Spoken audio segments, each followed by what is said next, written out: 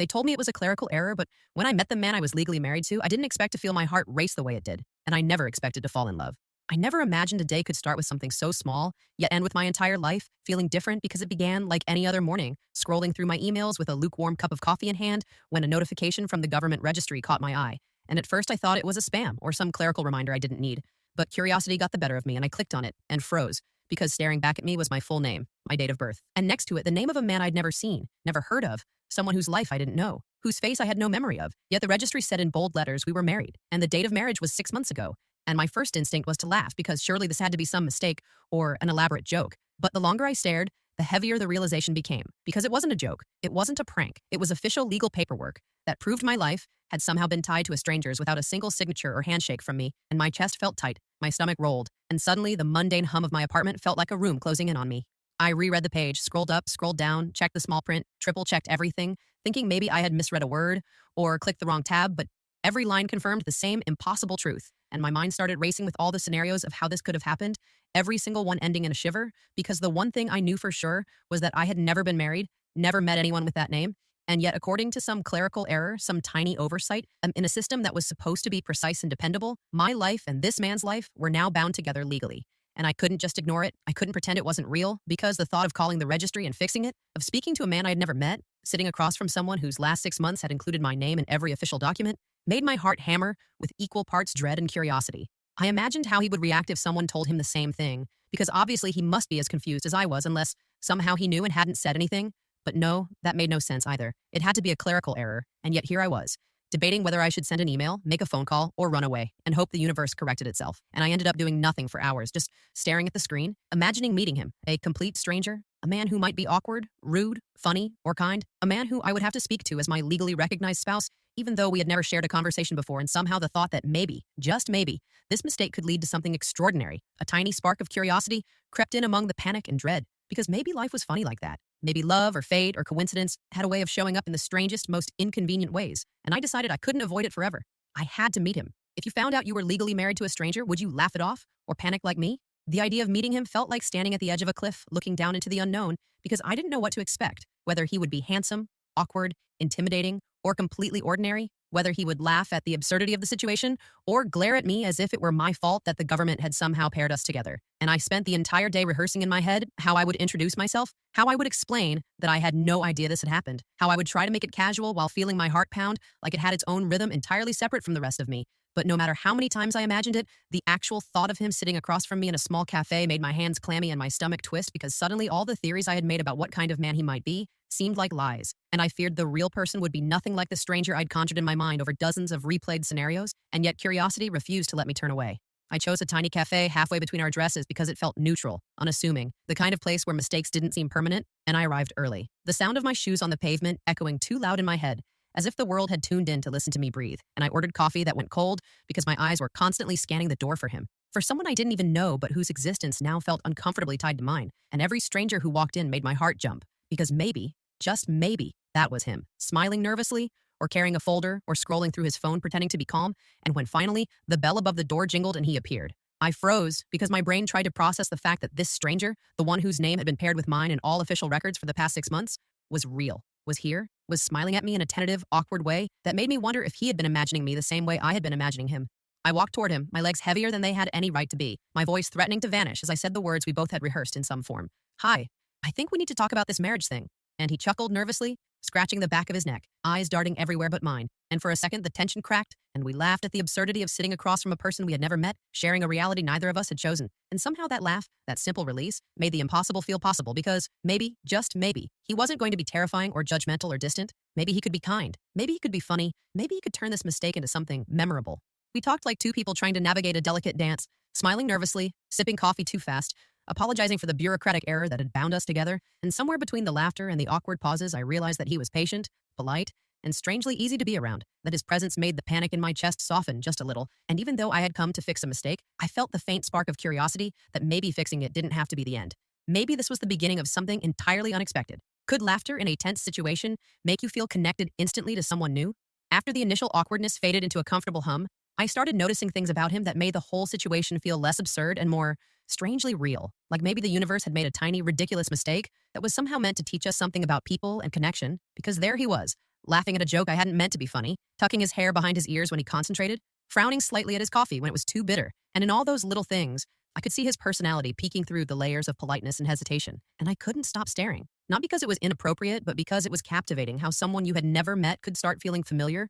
in the span of a single conversation, how a smile could feel like it belonged to you even when it wasn't meant to. We talked about everything and nothing, the way strangers often do when they're trying to measure the distance between themselves and the world. And I learned that he had a ridiculous obsession with old vinyl records, that he hated pineapple on pizza, that he had a dog named Toby who probably ran the house more than he did, and that he had a laugh that grew warmer the longer you listened to it, a laugh that somehow made the entire cafe feel softer, quieter, like the world had shrunk to just him, me, and this strange bubble of laughter and nervous conversation that we had accidentally created. I told him about my love for sketching tiny sketches in random notebooks, my inability to cook without burning at least one thing, and the way I always sing loudly in the shower. And he listened, not just politely, but like he genuinely cared, like my quirks were pieces of a puzzle he wanted to understand, and I felt myself relax in a way I hadn't expected, because I had come to this meeting expecting it to be formal, awkward, maybe even tense, and instead it felt like discovering a hidden room in a house I thought I already knew, like finding warmth where I didn't think it could exist. And every shared laugh, every shy glance, every accidental brush of hands over the table was weaving a thread I couldn't ignore, a thread that whispered, maybe this mistake wasn't a mistake at all. Then in one of those quiet pauses when we both sipped our coffee and watched the rain blur the city outside the window, he looked at me and said something I didn't expect. I know this is ridiculous, but I feel like I've known you longer than I should. And my heart skipped, because absurd or not, the feeling was mutual, the strange pull undeniable, and I realized that I was thinking the same thing, that maybe 6 months of legal paperwork had been a silly prelude to a reality that felt far more important than any document could ever dictate. By the time we left the cafe, the rain had stopped and the streets were glistening like they had been polished for us, and I knew that something had shifted between us, something delicate, something fragile, something electric. And I couldn't stop wondering how a clerical error had brought me to someone I might never have met otherwise. Someone whose quirks, whose laughter, whose nervous smiles were starting to feel like home in the most unexpected, unplanned, and completely magical way. Have you ever felt a connection with someone that seemed too fast to be real but too strong to ignore? After that first cafe meeting, I couldn't stop thinking about him, about the way he laughed at things that weren't really funny, about the way his eyes softened when he talked about his dog Toby, about the nervous way he fiddled with his watch when he was unsure of what to say next, and I realized that this accidental marriage was starting to feel less like a mistake and more like the universe nudging me into something I wasn't expecting,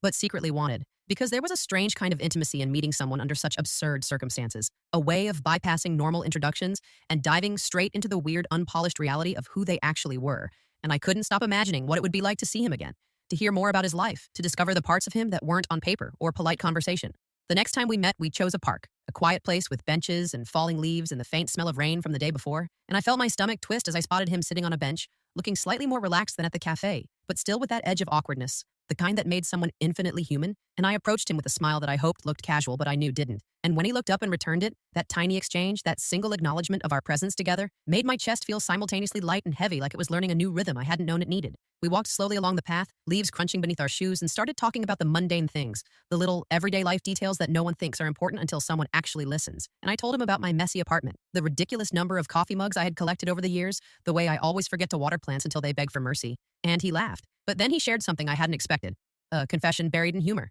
I hate feeling out of control. I hate it when things are unpredictable. Honestly, I'm terrible at handling surprises. And I realized in that moment that he wasn't just a stranger assigned to me by some bureaucratic mistake. He was someone fragile in ways I hadn't anticipated, someone whose confidence had cracks, whose perfectionism had edges, and yet he was brave enough to meet me here, to sit beside me under falling leaves and admit the truth about himself. And the vulnerability made him more real, more approachable, more human. And I felt myself lowering the walls I didn't even realize I had built around my own heart, because suddenly it didn't matter that we had started as strangers. It mattered that we were here, now, sharing honesty and space and laughter that felt too easy, too immediate to be casual. At one point, we both sat on a bench, the silence stretching between us comfortably, and I felt the pull of something more, something unspoken, like the faint brush of hands, or the accidental meeting of eyes that lingered just a second too long. And I wondered if he felt it too, if he noticed the tiny electricity that hummed in the space where neither of us had expected romance to bloom. Because how could it, from a clerical error, a document on a screen, suddenly turn into a heartbeat that didn't belong entirely to me but demanded attention anyway? And as we got up to leave, walking side by side, our steps almost in rhythm,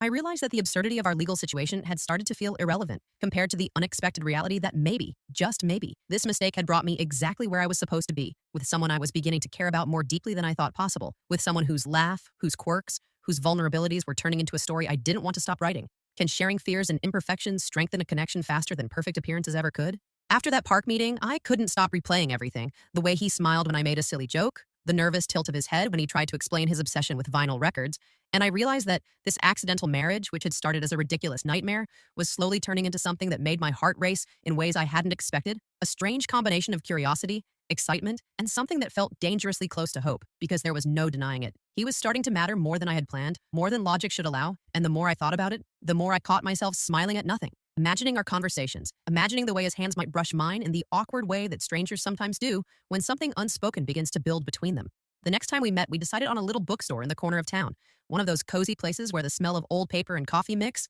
in a way that makes the world feel softer. And I arrived early, heart pounding, because even now, days later, I wasn't sure how to act, whether to treat him like a friend, a stranger, or someone who could very easily become more. And when he walked in holding a book slightly too big for his hands and smiled awkwardly, I felt the warmth rush straight to my chest because, despite the absurdity of our situation, despite never having intended to meet him at all, here he was, present, tangible, breathing the same air as me, and I realized that maybe I was starting to like him in ways I wasn't ready to admit out loud. We wandered through the aisles, joking about the titles, teasing each other about guilty pleasures in literature, and I noticed the little things that made him endearing, like how he hesitated before choosing a book, as if the weight of the decision mattered more than it logically should, or how he read the back covers out loud in that soft voice that somehow made the words feel alive. And when he laughed at something completely mundane, it wasn't just laughter, it was music, and I found myself leaning a little closer without thinking, drawn to him in a way that felt both sudden and inevitable. At one point, he picked up a small notebook and said, "I think I'll write a story one day. Maybe about someone who accidentally marries a stranger and finds the best mistake of their life." And I laughed because that was exactly what we were, exactly how our lives had collided. And the way his eyes met mine with that spark of mischief and warmth made the room feel smaller, private, intimate. And I realized that the absurdity of our legal situation didn't matter anymore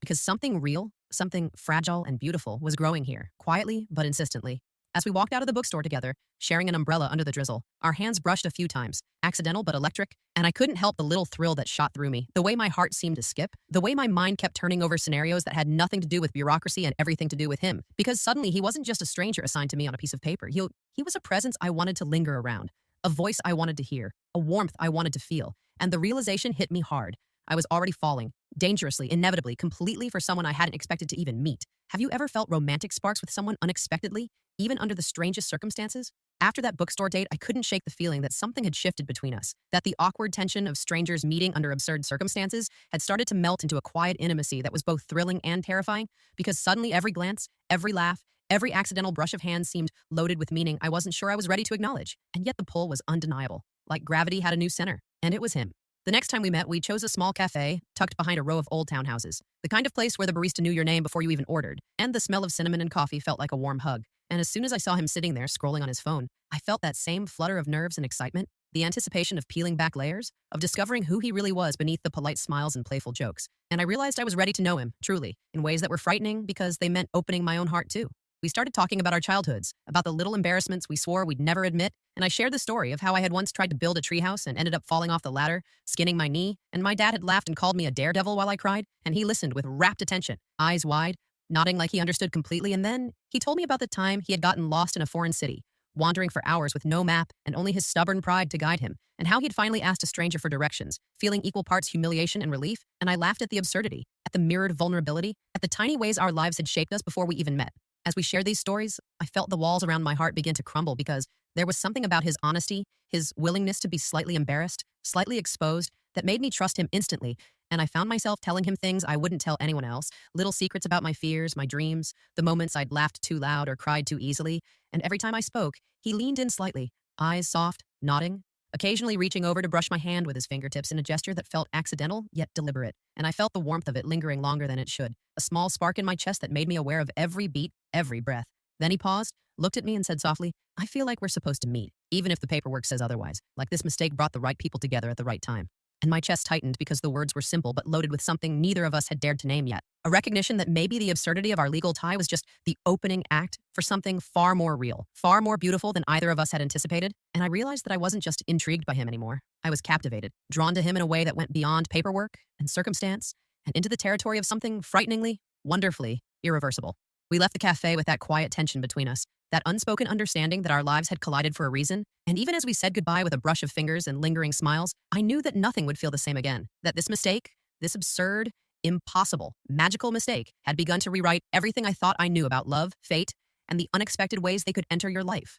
Do you think fate can really work through mistakes, or is this just coincidence? After that cafe, I couldn't stop thinking about him, about the way he had leaned forward when I shared my secrets, the warmth in his eyes that made me feel seen, the way his hand had brushed mine ever so slightly but left a lingering warmth that made my heart skip without permission, and I realized that this absurd legal situation had somehow become the most important part of my life. Because I wanted to see him again, wanted to hear him laugh, wanted to feel that subtle connection that had started like a whisper but was growing louder with every interaction. We decided to meet at a little art exhibit in town, the kind with small, intimate spaces and paintings that made you pause and think. And the moment I saw him standing there, slightly hunched over a canvas, eyebrows furrowed, I felt a thrill run through me, a nervous excitement that I tried to disguise behind casual smiles and small talk. But inside, I was acutely aware of every movement, every glance, every subtle way he gestured, as if the world had shrunk to just the two of us navigating the space between art and accidental intimacy, laughter and quiet. And I couldn't stop noticing the tiny things that made him uniquely him. The way his hands moved when he spoke, the faint crinkle at the corners of his eyes when he smiled, the way his voice softened when he commented on something he clearly loved. We wandered from painting to painting,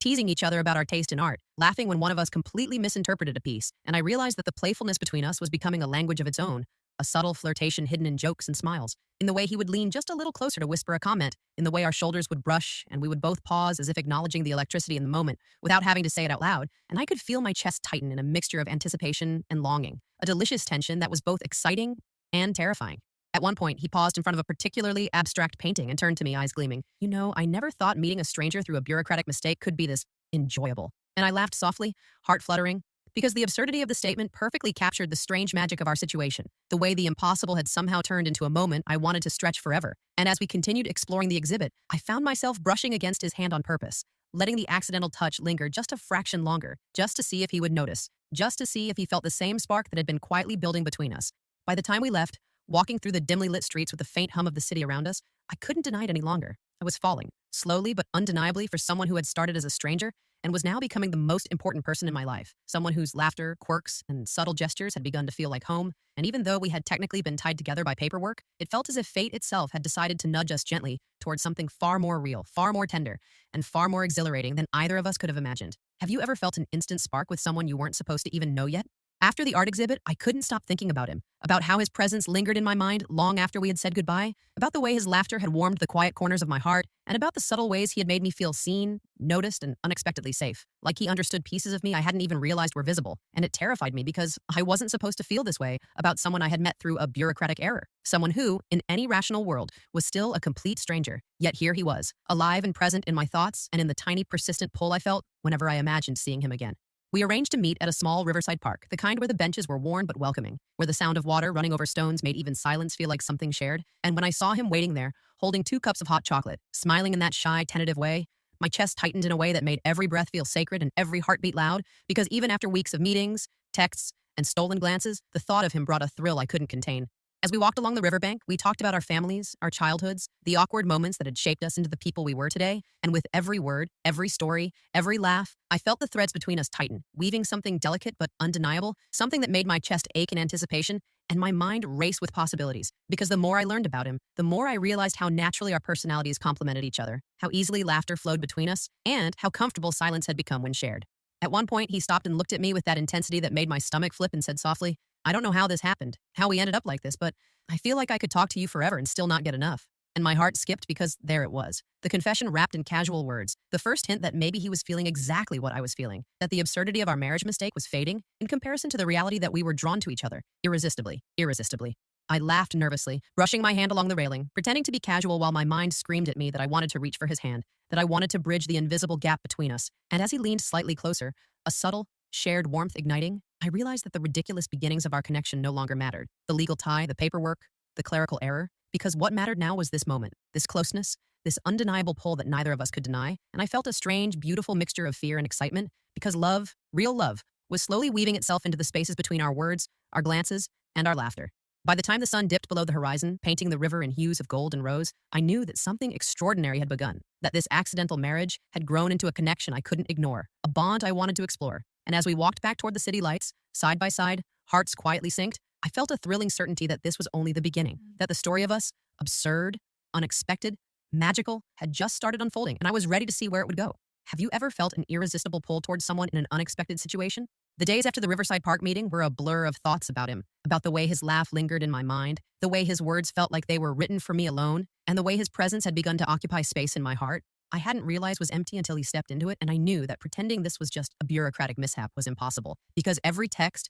Every call, every small plan to meet again carried weight now. Weight that was thrilling and terrifying all at once. We agreed to meet at a small outdoor cafe, the kind with twinkling lights strung across the patio, the scent of jasmine in the air, and I felt my heart flutter as I spotted him already there, notebook in hand, scribbling something that made him frown lightly, and the sight of him so absorbed in his thoughts made me smile because it was intimate in a way I didn't expect, a small window into his world that felt like a privilege to see. And when he finally looked up and caught my gaze, his eyes softened in a way that made me want to run across the table and hold his hand, though I didn't just yet. We talked about work, about mundane details of our lives, but the conversation inevitably drifted toward our shared moments, toward the laughter, the little touches, the absurdity of how we met. And every sentence, every pause, every glance became charged with meaning, a subtle dance that neither of us could name but both of us understood. And I realized with a thrill that my heart was no longer just curious. It was invested, dangerously, irrevocably, and the idea of losing him, of this connection fading back into stranger territory, was unbearable. At one point, he reached across the table to adjust the collar of my jacket that had slipped slightly, and his hand lingered just a moment too long, brushing mine in a touch that was accidental but electric, and I felt a jolt run through me,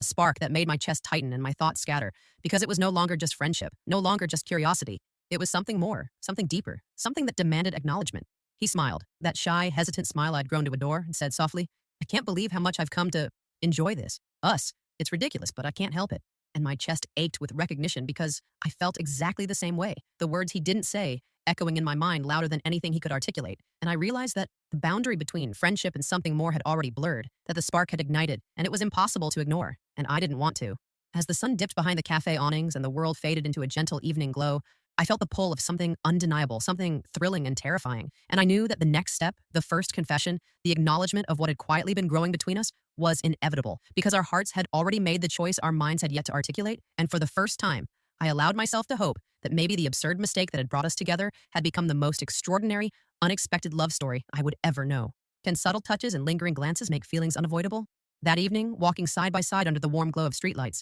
I felt the quiet hum of anticipation between us, the kind that makes every step feel heavier and every breath more meaningful because we both knew that something had shifted irreversibly, something that had started as an absurd clerical error and had quietly grown into a bond neither of us could ignore. And I wondered if he could feel it too, if he sensed the same pull, the same longing, the same mix of fear and hope that made my chest ache with every heartbeat. We stopped at a small park bench, the city humming softly around us, and I looked at him, really looked at him, seeing not just the stranger on a marriage certificate, not just the man whose name had been tied to mine on a piece of paper, but the person whose laughter had become a soundtrack to my thoughts, whose kindness had carved a place in my heart, whose warmth had become a light I didn't want to leave, and I realized that waiting any longer, pretending that nothing had changed, was impossible because everything had changed. He turned toward me, his eyes searching, tentative, vulnerable in a way that made me want to reach out and erase every ounce of doubt or fear he might be feeling. And he spoke first. Quietly, almost afraid of breaking the moment. "I know this started as a mistake, a clerical error, but I can't ignore what's grown between us. I